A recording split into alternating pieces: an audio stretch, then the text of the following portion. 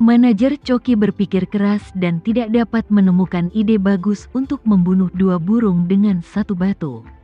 Dia tiba-tiba menjadi sangat bersemangat. Hal yang paling banyak dikritik dari dirinya adalah kemampuannya yang kurang profesional dan tidak layak menduduki posisi manajer umum toko barang antik. Jika hal ini benar-benar bisa terjadi, itu akan menjadi serangan balik terbaik melawan keraguan semacam ini. Jadi, dia dengan bersemangat memegang tangan Alvin dan berkata dengan penuh rasa terima kasih. "Saudara Alvin, kamu benar-benar orang tuaku yang terlahir kembali. Aku tidak tahu bagaimana harus berterima kasih." Alvin tersenyum, lalu berkata dengan serius, "Manajer Choki, jika hal ini terjadi, ingatlah bahwa kamu berhutang budi padaku." Manajer Choki berkata tanpa ragu, "Saudara Alvin, jangan khawatir. Jika hal ini terjadi, mulai sekarang, aku akan naik ke Gunung Pedang dan Lautan Api untukmu. Katakan saja, aku akan melakukannya tanpa berkedip." Alvin mengangguk puas lalu berkata, "Oke, kamu sibuk dulu, aku akan kembali dan bersiap-siap." Manajer Choki berkata dengan tergesa-gesa, "Saudara Alvin, mengapa kau tidak minum teh? Mari kita minum, aku sudah menyiapkan semua teh yang enak." Alvin melambaikan tangannya, "Bisnis adalah yang utama. Mari kita bicara tentang teh setelah masalah ini selesai." Kemudian, dia keluar dari toko barang antik. Begitu dia meninggalkan toko barang antik, dia mengeluarkan ponselnya dan menelepon Chandra Haris.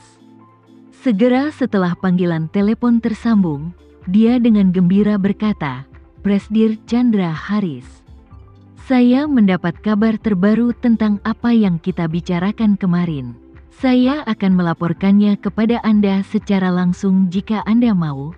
Saat ini, Chandra Haris sedang berada di kantornya sendiri di Asosiasi Lukisan dan Kaligrafi, sibuk membuat rencana jalan-jalan ke Dubai.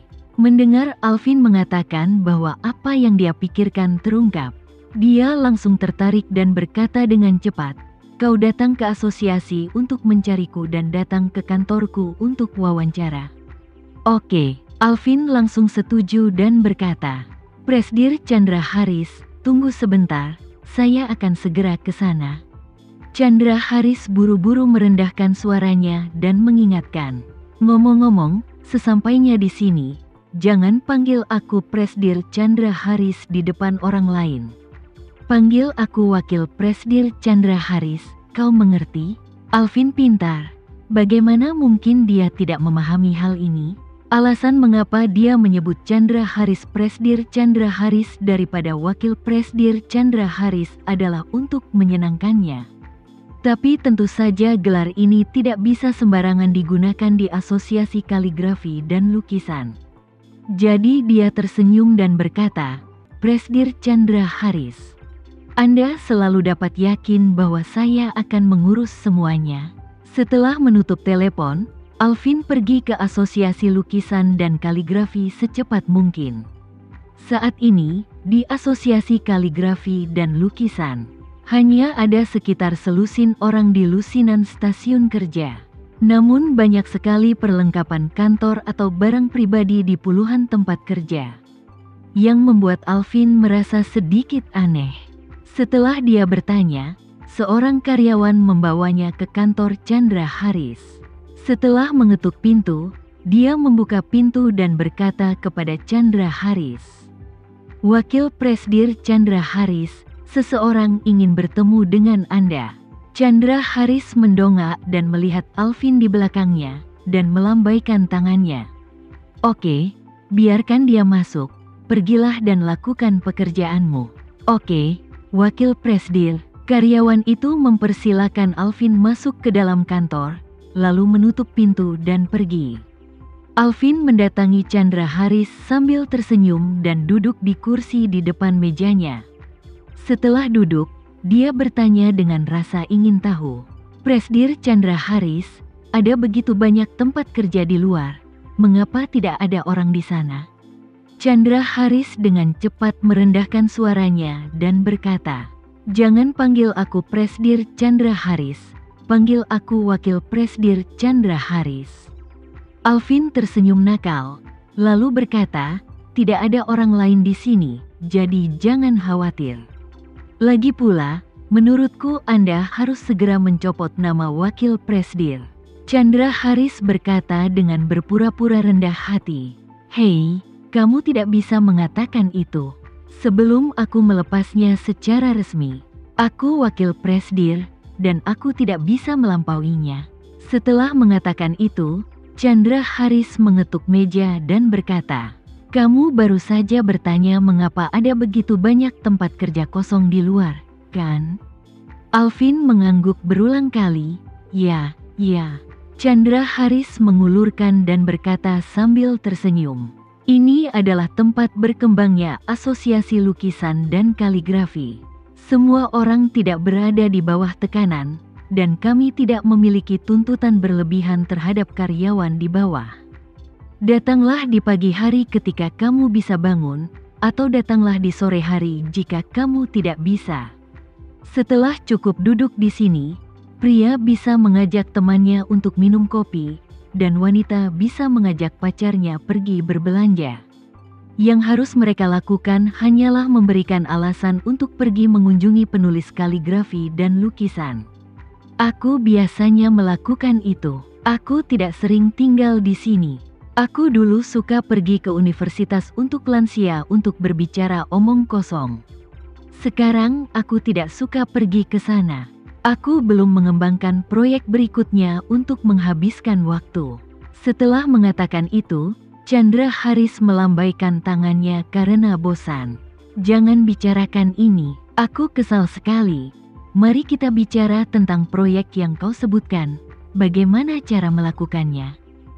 Alvin tersenyum dan berkata cepat, "Saya pergi ke jalan antik untuk menanyakannya hari ini. Orang bernama Rudy kembali kali ini dengan total dana ratusan juta. Jika dia dibutakan dan kehilangan ratusan juta ini, bukankah dia akan hancur? Tidak hanya uangnya yang hilang, tapi reputasinya juga akan hilang. Jika saatnya tiba, dia harus melarikan diri dari jalan antik itu dengan putus asa. Maka musuhmu akan mencicipinya." Ketika Chandra Haris mendengar ini, dia langsung menjadi bersemangat. Kemarin, putri dan menantunya juga mengatakan bahwa dia bisa masuk dengan cara memukuli seseorang. Dia sekarang menjadi wakil presdir eksekutif Asosiasi Kaligrafi dan Lukisan dan pesaing paling dominan untuk presdir berikutnya. Jika dia terluka karena memukuli seseorang atau mempekerjakan seorang pembunuh, jika ditangkap, Asosiasi Kaligrafi dan Lukisan pasti tidak akan mampu bertahan. Namun metode Alvin jauh lebih baik. Bukan saja dia tidak harus memikul tanggung jawab apapun, tapi dia juga lebih merugikan Peter. Bahkan jika dia membiarkan dirinya menamparnya 2 kali, itu tidak akan berarti. Melihat dia kehilangan semua uang dan reputasinya akan membuatnya merasa lebih bahagia. Memikirkan hal ini, dia langsung bertanya pada Alvin, "Adakah yang bisa memastikan bahwa dia pasti akan menarik perhatian?" Alvin berkata dengan sangat hati-hati, "Presdir Chandra Haris, jika Anda ingin mengatakan sesuatu yang pasti akan menarik perhatiannya, saya dapat memberitahu Anda bahwa tidak ada jaminan, tapi saya dapat menemukan ahli yang berspesialisasi dalam kecurangan." Chandra Haris bertanya dengan rasa ingin tahu, "Apa yang kau maksud dengan orang yang ahli dalam menyontek?" Alvin menjelaskan, ada terlalu banyak barang palsu di industri barang antik, dan mereka dijual di warung pinggir jalan. Barang antik dan kebohongan adalah warisan nenek moyang atau hanya digali dari lokasi pembangunan. Semuanya adalah hasil kerajinan tangan yang diasamkan dan sudah tua. Itu adalah bentuk penipuan yang paling rendah. Mereka dirancang untuk menipu orang bodoh. Mereka digunakan di jalan-jalan antik untuk menipu orang asing atau mereka yang tahu sedikit. Bagi sepasang kekasih, itu adalah level yang berbeda. Selain itu, Ada beberapa ahli pemalsuan yang berspesialisasi dalam membuat barang palsu untuk menipu pemain besar yang kaya dan bahkan para ahli. Alvin melanjutkan dengan alis berseri-seri, Presdir Chandra Haris, pikirkanlah, jika kita dapat menemukan sesuatu seperti ini, kita dapat menawarkannya kepada Rudy dengan harga ratusan ribu. Saat Rudy melihatnya, teman baik, benda ini setidaknya bernilai 1 juta. Kamu harus menerimanya, apapun yang terjadi. Saat dia benar-benar menerimanya, mari kita cari saluran untuk menyebarkannya. Katakan saja itu palsu, atau dia akan menghancurkan tangannya.